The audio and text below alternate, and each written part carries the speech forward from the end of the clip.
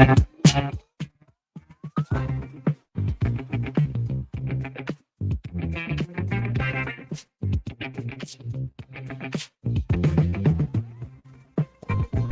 good Tuesday evening to you. Welcome to our 5th edition of the South Florida Blitz as we take a look back at week 3 in high school football in South Florida. Another busy week as always. I am Marty Pallman. He is Joshua Wilson, Florida HS football, as you see on your screen. And happy to be back for another week to talk South Florida football. And Josh, another busy week down in the South Florida area. We had some teams starting to get it together a little bit that have struggled somewhat. We talked about that a couple weeks ago, including Chaminade Madonna. But one team that's really been rolling along, though, down there, West Boca Raton, and they're unbeaten. We're going to talk to their coach in just a few moments. Yeah, we'll be talking to head coach Dylan Potts.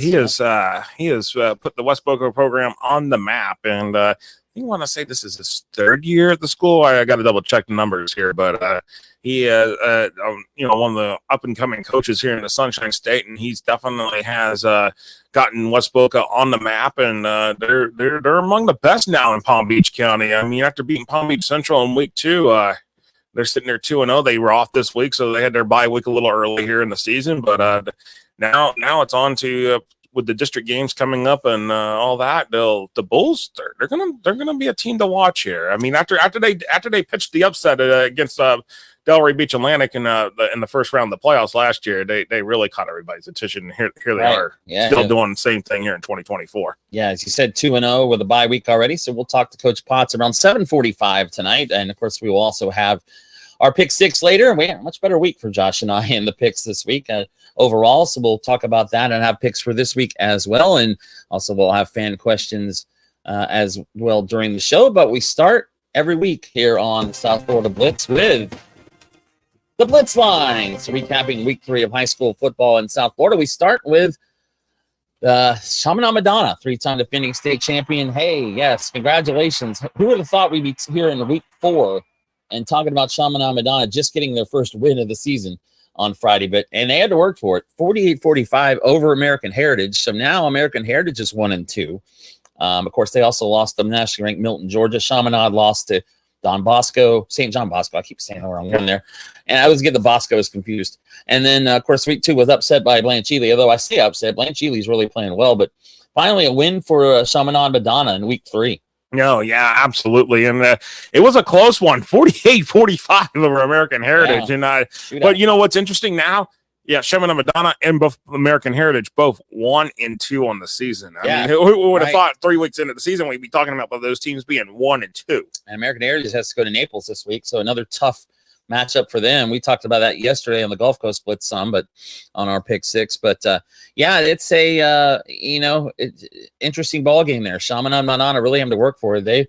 I think they'll get it going here, I got to say. But, it's been an interesting first 3 weeks. We talked about some of the teams that in South Florida that started slowly, lost week 1, and have to come back. And another one of those teams, St. Thomas Aquinas, they dropped their opener. Yes, they did. An opener in the Broward County National showcase there that opening weekend. They were beaten at home by Bishop Gorman. Yes. And since then, though, they've come back with 2 straight wins. And, boy, they had no problem with defending state champ Columbus, 42-6. Columbus is now 1-2 as well. And I know that's one of our uh-ohs, I guess you could say, for the week, is Columbus now 1-2, and they're going to have another tough one this week against Miami Palmetto. Yeah, and Miami Palmetto dropped the South Ridge this past week, so I don't know where we'll talk about that in a little bit here. Did Palmetto win that game? Because I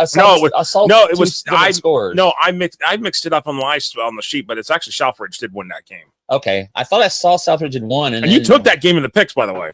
Well, that's what I thought, and then you said the other day the score changed. I thought Palmetto would win. No. I mixed. Okay. I may have I potentially transposed in my records here, but no, I got it fixed and all that. So Palmetto, they're 1-1. Yeah, they will get Columbus this week, but yeah, it looks like Aquinas is starting to turn it around a little bit. Not that they were really that bad off; they're only lost their opener, but that's a pretty impressive win, 42-6 over the Columbus Explorers. Yes. And, honestly, in that situation, Columbus, I could have put it as but, since we're talking about the game here, I figured we just thing. But with that, but Columbus, they're just struggling. I mean, this is just not the result you would expect from two defending state champions, one thumping the other. But as we talked about last night, state champion struggling. We talked about Mainland, sitting here 0-3. Columbus, it's not looking pretty for them either. I mean, you're not being able to put up a lot of points here, and obviously I know some of the offense graduated, and now you're having to put in some new pieces. But the expectation of Columbus every year is to be in the contention for a state championship, and right now, I mean, Dave Dunn's got to get his team, got to kind of get them back in focus here, because I know I'm looking at there. I believe their district. I believe with the district, it's including Miami Palmetto. So as you mentioned here. If that's the case, the battles here that we have between Columbus and Miami Palmetto are always good. So we'll talk about that as one of our pick 6 games here on the South Florida Blitz. And again, the good news for all these teams is it's a long season, so we had a long way to go. No, you're absolutely right, Marty. And just remind everybody just to follow us on social media at Florida HS Football, or on the X and Twitter platform as they call it, at FLHS Football on YouTube. Hit that subscribe button and hit the notification bell to get notifications when we go live and everything. And also, if you got a comment, got a question, got anything you want to share with us, comment. You can comment any which way, how you're watching. That'll be on Facebook, X/Twitter, or YouTube. We'll get the comments into the comment box here. We may just pop it up on the screen here during the show. So hit that comment box, and we'll talk to you there as well. That's right. So as we move along now, and as we said, this is number 1. We're going to have to find another kind of voice or sound for negatives. We're going to owe Price is Right a lot of royalties for that losing horn. We use it so much, but I haven't been hit yet, so there you go. That's right. But Vero I think a lot of people use it, so they just don't worry about it. That's also true. Yeah, I use it all the time. But Vero Beach, they are 0-3. How about that? Vero Beach, and now they took on Homestead. Homestead getting the win. That's their first win of the season. Again, which is actually in the next line here. Right. They get their first win, 42-33. So Homestead had started 0-2, state runner-up last year. Vero's now 0-3, but, I mean, Vero Beach has played a pretty tough schedule. They've already played Buchholz, Homestead. Who did they play week 1? It was it O'Galley? Yeah. I want to see. Yeah, it was O'Galley for Vero Beach. Who's 3. Which I have. Oh, there you go. I like that one. That's a good one too. But Vero Beach, again, a team that's playing some really tough teams each week, and trying to find their first victory of the season still. Meanwhile, as you said, Homestead now 1-2, another team that we talked about that has kind of had a rough start to the season, but they do get their first win of the year against Vero Beach. Well, that leads us to number 2. Yeah, well, yeah, it does. I do like that one. Also 0-3. Yes, Treasure Coast 0-3, and boy, they were hammered by First Academy. I'm sorry, not First Academy. Yeah, they were hammered by First Academy. You're right. I'm too many shows. I'm losing track. Yes. 42-7, First Academy, and Orlando beats them. So 0-3, and Titans really struggling to find their rhythm early in the season. So another team that we expect to hear more from, Treasure Coast and Vero Beach, both 0-3. That really is surprising. No, it is really surprising, especially those two teams have been the class of the Treasure Coast over the years, and there's a team that we're going to talk about here in a moment that is actually that's making some noise in the Treasure Coast area, and that will be Jensen Beach. How about that? Jensen Beach. A round of applause for Jensen Beach. There you go. 3-0 for them. Yeah. They beat Fort Pierce Westwood 35-7. Jensen Beach on the opposite end of that at 3-0 start. Oh, yeah. And, and honestly, looking at Jensen Beach, they beat Fort Pierce Westwood 35-7. The Falcons, they have been rolling, and Coach Tim Caffey there, he's definitely doing a great job there. And we'll talk about Jensen Beach because it's in the mix of our pick 6 this week, Marty. Sorry, I'm getting hit by. Ooh. Sorry. Getting hit by sneezes all of a sudden. So, yeah, they'll host Sebastian River. We'll have that later on in our pick 6. And again, Jensen Beach, nice story to start the year at 3-0. Yes. No, absolutely. And I swear I'm not sick anymore, but every now and then the sneeze hits you. No, it does hit you sometimes. It does hit you. It's Florida and there's allergies. Yeah, right. And right now it's been cloudy every day. I haven't seen the sun here in a while in Gainesville, but anyway, all right. So we move from there down to Miami-Dade County. Yeah, there's Miami Central. They lost their opening game to Lakeland. They've come back with 2 straight wins and no problem against Booker T. Washington, 55-25 last Friday night. So yeah, Rockets seem to be getting it going. First loss of the year for Booker T. Washington. Oh, yeah. And, for Booker T. Washington, and Miami Central, they're now starting to catch fire here, after losing that week 1 game to Lakeland. And now the Rockets are, and now they've scored 50 points in the last 2 games at least. Right. They have. So Central getting rolling as well. Meanwhile, how about this? The next one. Another team that has plays right there at Traz Powell for their home games, Miami Northwestern. Yeah. How about this? 42-7 over Carroll City. Yeah, another rivalry game there. So Teddy Bridgewater's team 2-1. Their only loss was an overtime thriller against Venice in week 2. So they're playing good football. They beat Coconut Creek week 1. So the Northwestern Bulls off to a good start. 2-1. Big game this week. They got Miami New Orleans. That'll be another one of our picks coming up. Yeah, it is. And that'll be a huge, and with coaches getting ready to come on here. So we got him signing on now. We'll be wrapping up here with the Blitz lines here in a few minutes. But, and we go down a little bit further down, and we were just talking about this, Marty, I think right before the show, and that is Southridge picks up the win over Miami Palmetto. Yeah, big win for Southridge, 21-7. Sending Palmetto their first loss of the season. And now, again, Palmetto will get a matchup this week with Columbus. So a big game also down in South Florida and Miami again as well. Meanwhile, another Macula LaSalle, the Royal Lions off to a hot start, 3-0, and that's pretty good for them. They're going to have a few tough games, obviously, coming up here in the district stretch. But Macula LaSalle, they've been a team that's they'll have their good years and they'll have their years they're kind of sitting there right there in the middle of the stretch of things. But for the Royal Lions, a smaller program down there that doesn't get talked about as often. They're off to a hot start, and even when you're getting the attention from like the South Florida newspapers like the Miami Herald, when especially with the amount of sports that goes on down in South Florida, it's not just high school sports down there. When you're getting publication in the paper like that, you're doing something right. Yeah, and there are a lot of high schools, period, that they're playing down there. So it's really busy in Broward, West Palm Beach, and Miami-Dade County. But yeah, that was it is good to hear Immaculata LaSalle, if I could say it right. I always have a hard time saying it too, so I get it. Meanwhile, back to Broward County, Plantation, they're 3-0 after beating West Broward. And boy, what was the Plantation win like game like 6-? No. It was last week. In week 2, it was 2-0. 2-0 they won against Miramar, right? So Plantation now 3-0. By the way, which speaking of Miramar coming up here, where we gotta, they finally after being shut out the first 2 weeks, they pitch a shutout in week 3 against MacArthur. Yeah, get their first win of the season. Again, another team that you'd be surprised to see. Got out to about an 0-2 start, but Miramar does get a win 28-0, and well. Good to see after being shut out 2-0 the week before by Plantation. And then our final team in the South Florida Blitz. How about this? We have a team in the playoffs after week 3. It is Cardinal Newman. Yeah, I know. How about this? Honestly, 2-team district. 2-team district, week 3, district game's already done. Yes, Benjamin, that's it. You're in the playoffs.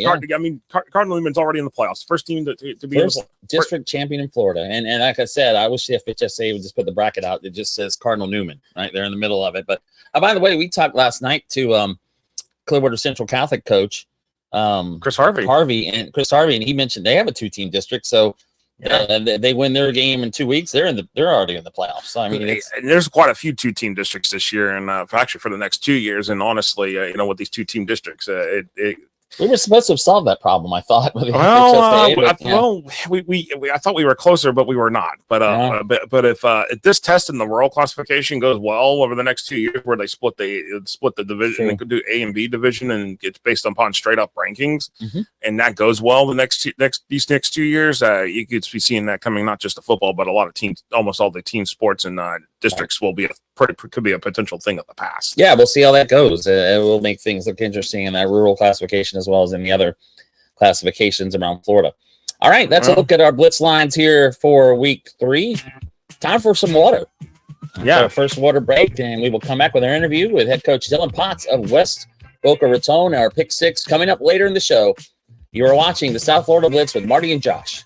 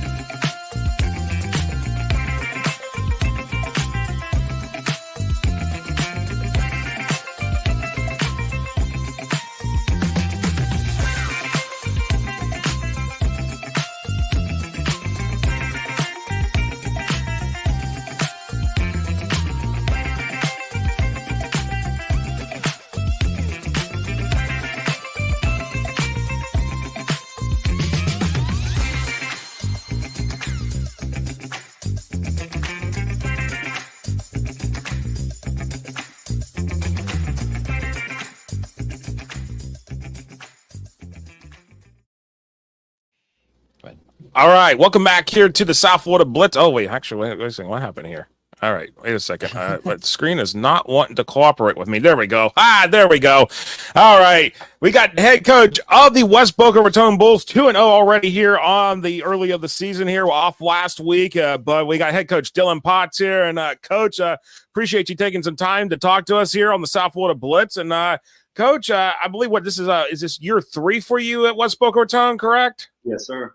Yes, and talk about this. You took over a program that has, they've had some success here and there over the years, but, a program that's really not been really, talked about among the top teams in Palm Beach County. But now y'all are in that mix, that classic group, and I think y'all caught everybody's attention last year when y'all pulled that upset against Delray Beach Atlantic there in the first round, and now here starting off, that win number 2 that y'all got was against Palm Beach Central, another team that has been really deep in the playoffs over the last few years. So talk about what you've done here to build West Boca Raton back into a brand that that one that area can be proud of, and 2 Palm Beach County can be proud of. Well, I mean, I think you hit a lot of key points, when describing the last couple of years. And, we've tried to build a program of, just surrounded by really good kids and, really good kids. And, we have a lot of talent on the team this year that's surrounded by a lot of great coaches that we have here on the staff. So we've, I believe we've taken the next step as a program. 2 years ago, we were playing a lot of freshmen. We were starting 7 freshmen, freshman quarterback, freshman running back, center. I could go down the list. And all of a sudden now those freshmen are now juniors. So, we had an idea back then. Like I said, we've stuck to the plan, and we knew when these kids got to be juniors and seniors that we're going to have a chance to do something special, not just here in Palm Beach County, but we believe in, in the entire state. You like having the bye week this early in the year? I mean, you play 2 games and then, you're off for a week and then right back at it for like 8 straight weeks in a row. Do you like having this early in the year, or would you rather prefer it in the middle or later? Well, it's something definitely different. I mean, I think in a perfect world, everyone would love to have a bye week after week 5. It just didn't work out with some of the teams. For us, it was more important about, getting the non-district games that we got this year, which were, Benjamin, Palm Beach Central, Bishop Row, Western, and Atlantic. So in order to make that work, we kind of had to bite the bullet on the bye week. We thought it was more important to, schedule a team like Bishop Row rather than have a later bye week. So it's a little bit of a mix up, but I do think it was good for the kids. Yesterday in practice was probably one of our best days. Kids look really fresh, as you would expect coming off an early bye week. So it's good to see. We've expressed to the kids now, hey, it's a grind hopefully until December for us. So there's not going to be any weeks off from here on out. Well, and the good news is you get that bye, and now you have your district opener this week. Well, what do you know about Seminole Ridge, your opponent this Friday night? A team that's got a great coach up there. They have Ty Jackson, just 4-star linebacker that just committed to USC the other day. A team that's going to play tough. They have a right tackle that's another 3-star player that does a really good job for them. They're going to play a tough brand of football, similar to what we do. They like to run the football and play defense at times. So we're going to get a chance to kind of meet a team that does very similar things that we do, just like like Benjamin did in week 1. No, and looking at that, you talked about the non-district games. You wanted to get these non-district games. I mean, okay, Treasure Coast, like you said, you had Benjamin week 1, obviously, and then Palm Beach Central week 2. But I mean, the remaining non-district games here that really stand out, like Treasure Coast. Even though Treasure Coast is 0-3 right now, Treasure Coast is still a team that you want to play because of the quality schedule they play.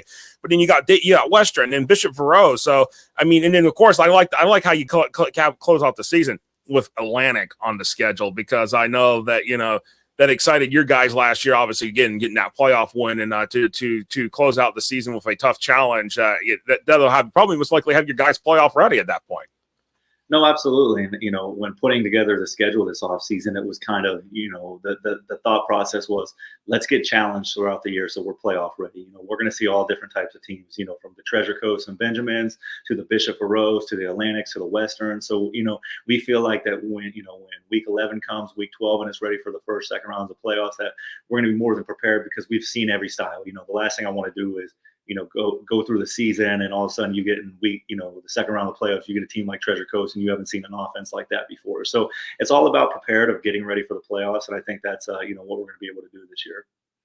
No, absolutely. And talk about some of your guys here so far. I mean, you got a quarterback, Mason Mallory, he's been doing pretty well here and just 2 games in. I mean, and then talk about some of the other guys that are orchestrating the offense. And then we'll talk about the defensive part as well.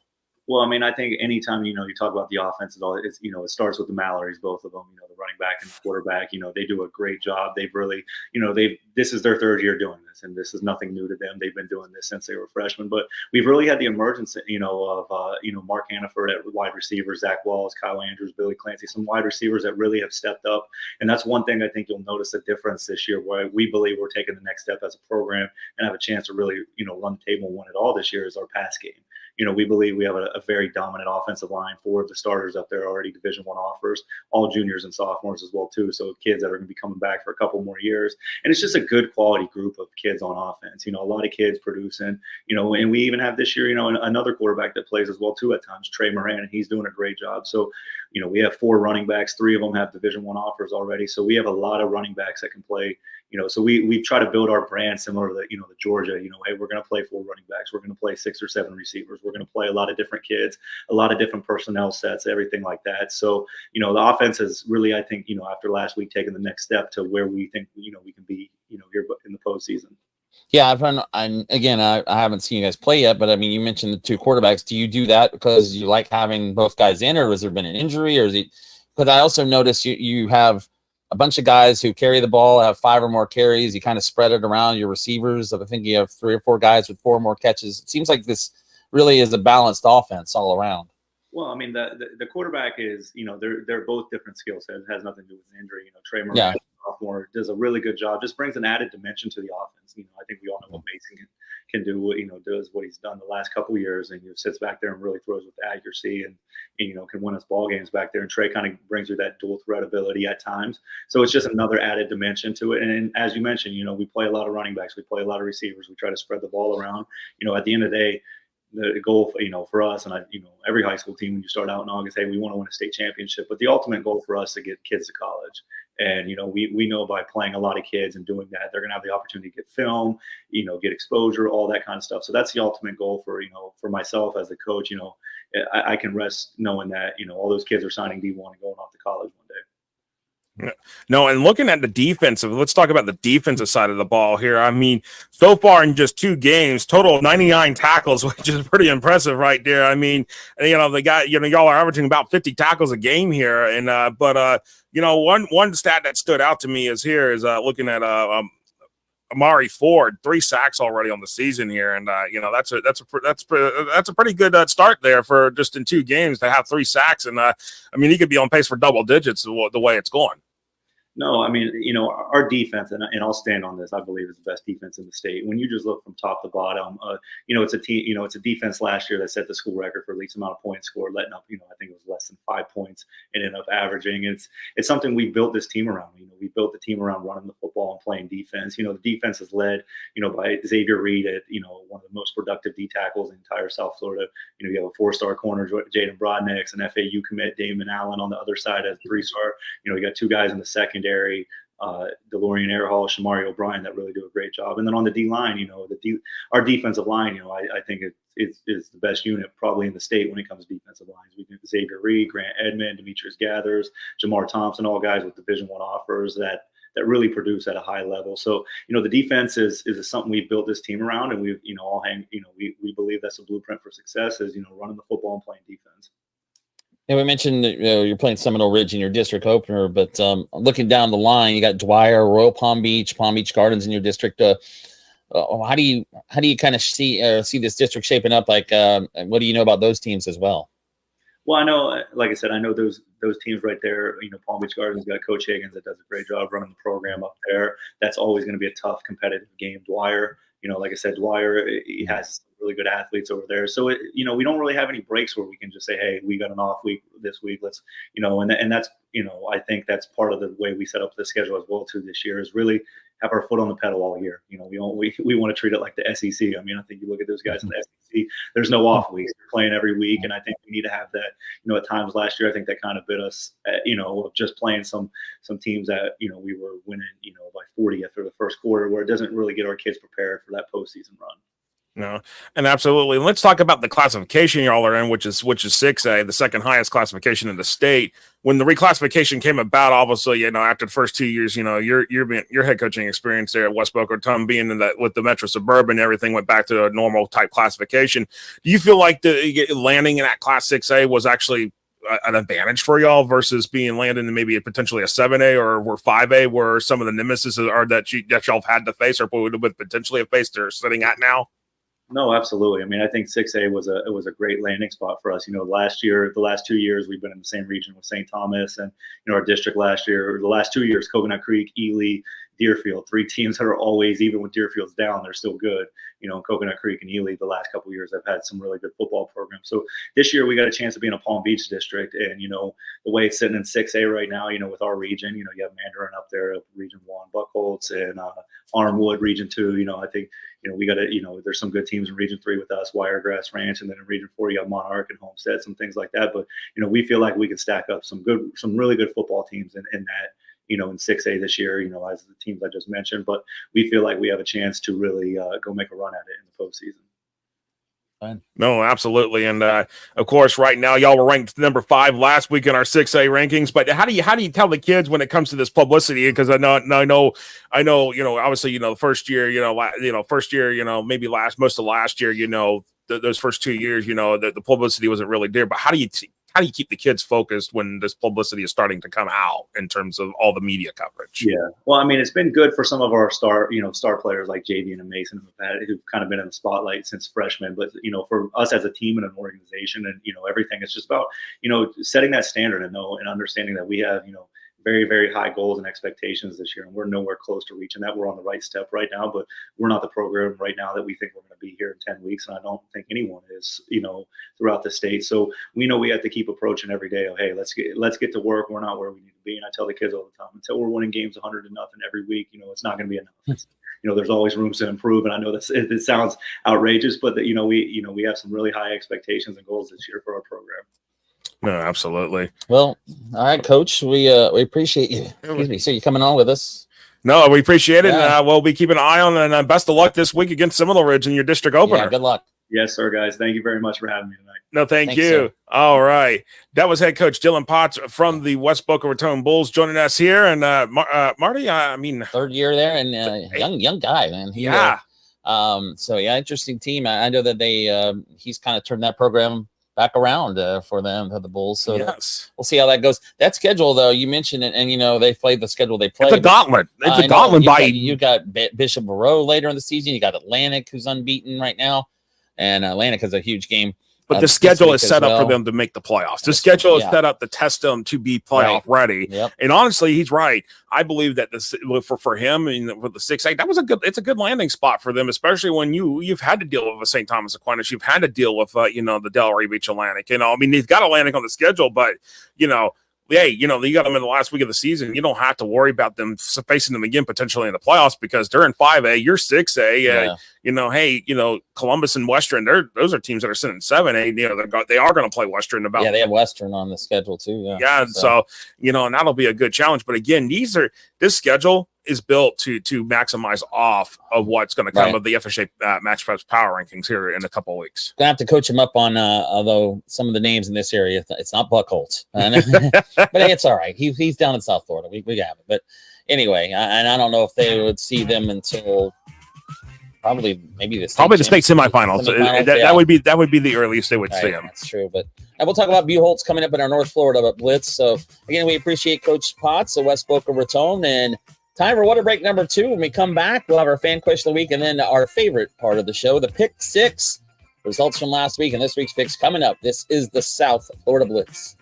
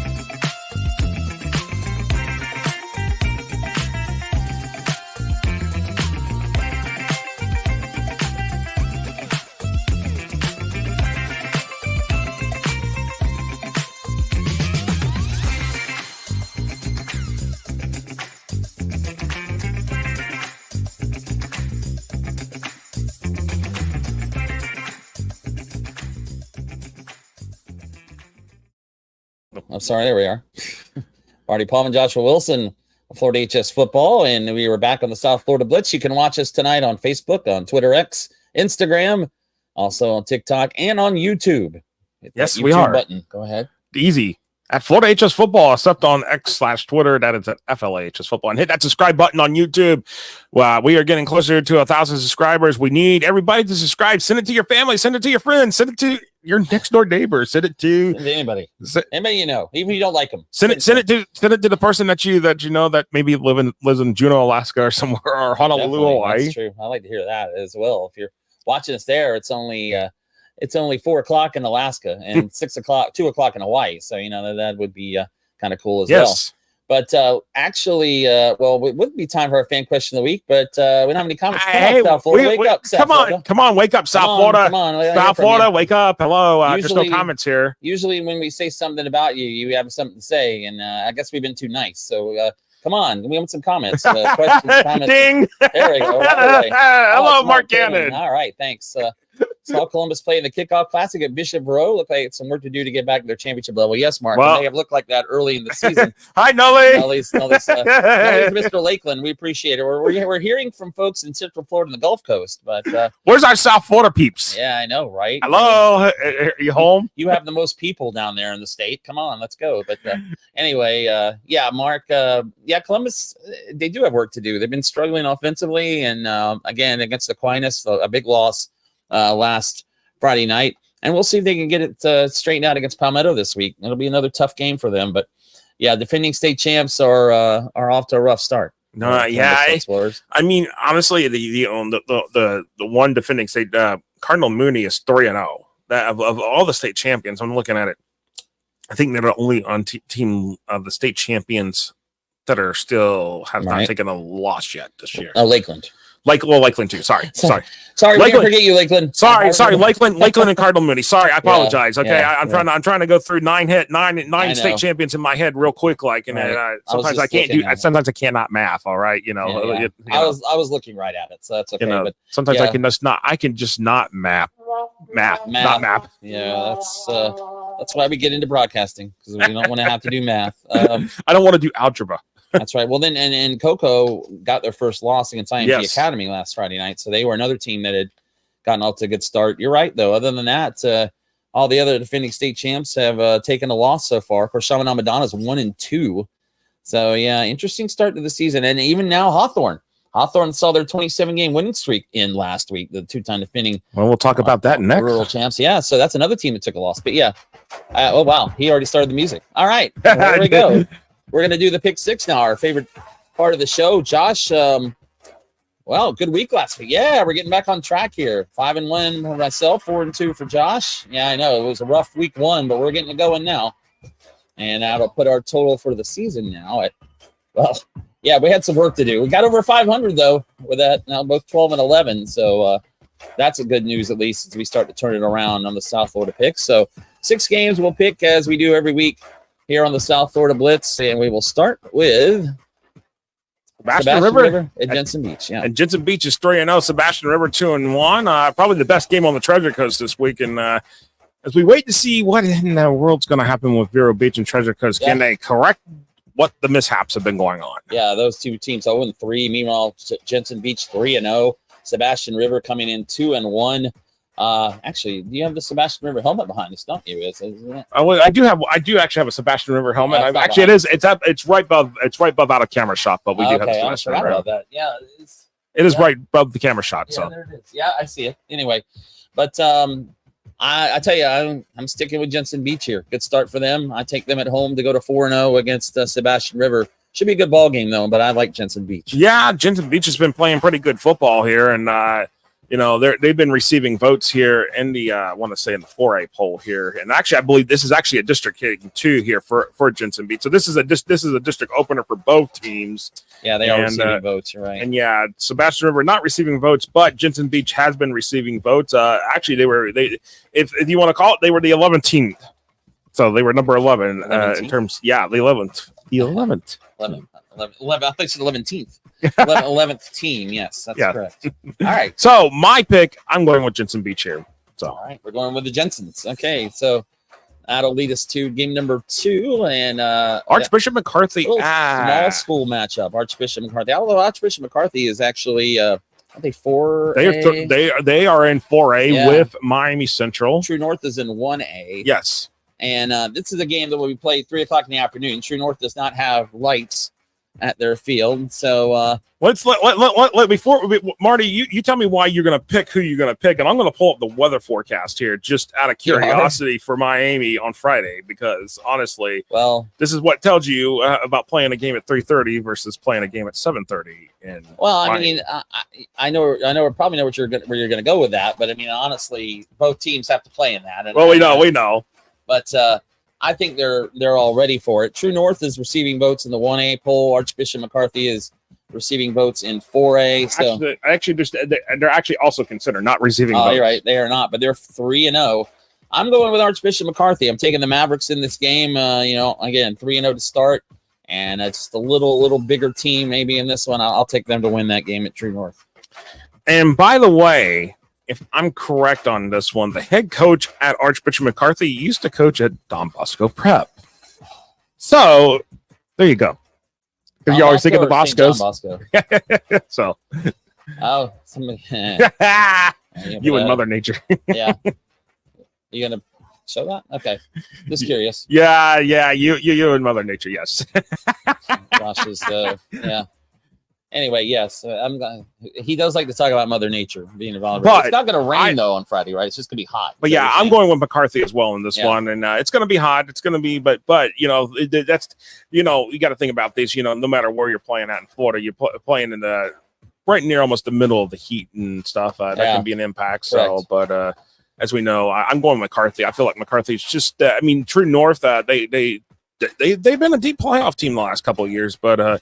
McCarthy is back in the state series, and they showed it last year at a 9-0 record, and that's why I'm going with the Mavericks. Yeah, McCarthy, known as a baseball school, they won about, I think, 6 state titles in 7 years. But back in football, having a good year as well.